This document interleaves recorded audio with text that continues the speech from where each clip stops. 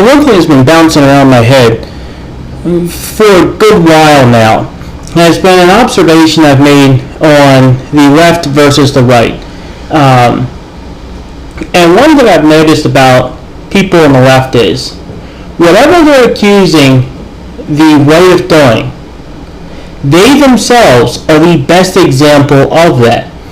So one of the two-part series I did a little bit ago was Nazis everywhere, and it's pretty much a take on how people on the left quite literally see Nazis everywhere, because anyone who is right of Karl Marx is a Nazi to them.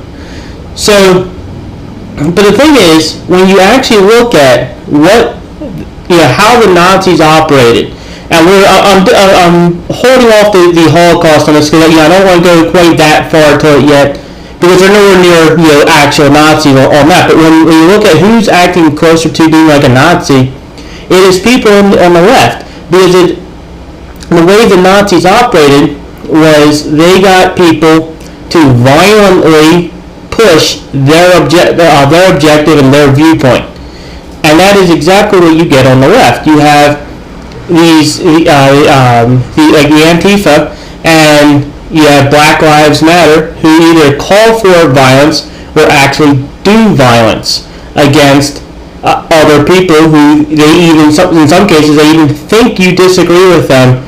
They will become violent towards you. That's a very Nazi-esque way of operating. Another is the ongoing collusion accusations with Trump and Russia, and it really brings to mind the idea, especially if you're like Hillary, the idea of glass houses and airborne rocks. And for all the accusations of Trump with collusion with Russia, which if you notice lately they've kind of been dropping back on that, because all the evidence shows that the closest things to collusion that have happened, the people didn't even know they were talking to Russians. That being said, but before, a little bit ago, when they were still going hard on this, Trump only won because he colluded with Russia to win. Well, these people seem to turn a blind eye to the part where Hillary, and not just Hillary, but the Clintons in general, had their fund up, and they had donors from all around the world. Big, people who thought that they were buying sway in the White House and sway in the government. So they were throwing untold millions of dollars into this so-called charity that the Clintons had set up.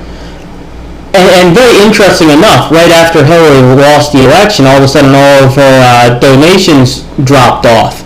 Because then people realized, we're not going to be able to buy the White House now.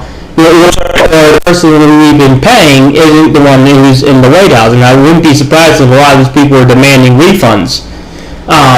So and they were getting money from great places known for human rights like Saudi Arabia and places like that.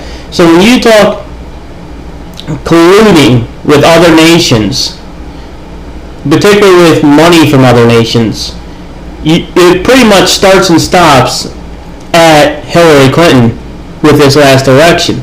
So it's another example of how when the left claims one thing about the other side is probably, the left is probably the side that's doing it. So let's bring another example. Another example is racism. Now I would ask you, which side is the racist side? The Republicans or the right, who tend to advocate, for things like individuality, or the idea, basically to just sum it up, pull yourself up by your bootstraps and get going. Or the left, who just recently I saw an article where they were advocating to have basically internment camps for Russians or kick all the Russians out of the country on the basis of nothing more than they are Russian. And then these same people scream bloody murder, at least suggest that maybe we shouldn't be bringing, refugees in from countries that are absolute hellholes because we don't know who any of these people are, and the vetting process has proven to be absolutely atrocious. And me personally, I wouldn't trust any kind of vetting process of people over there, because the last time we tried vetting people over there, we airdropped weapons to people who were competing with ISIS for who could cut more heads off. So when it comes to being racist and intolerant, it's the left who's the ones who are racist and intolerant. They're racist against whites. They are intolerant against any idea that is not their idea, and really that pretty much is the end of what I could say to that. Without really going back over myself again. I'm sure if I sit here long enough, I can think of more examples of that. But it pretty much gives you the idea of whatever they're saying.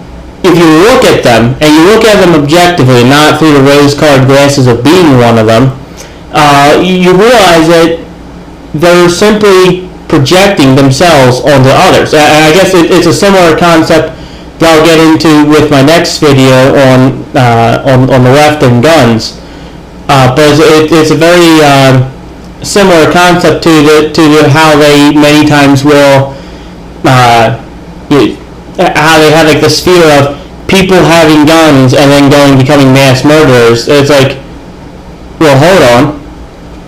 I have 11 guns and I don't have any desire to kill anybody, and I haven't killed anybody. So what does that say about you if that's what you assume people would do? But that's going to be for the next video, because I'm trying to keep these short.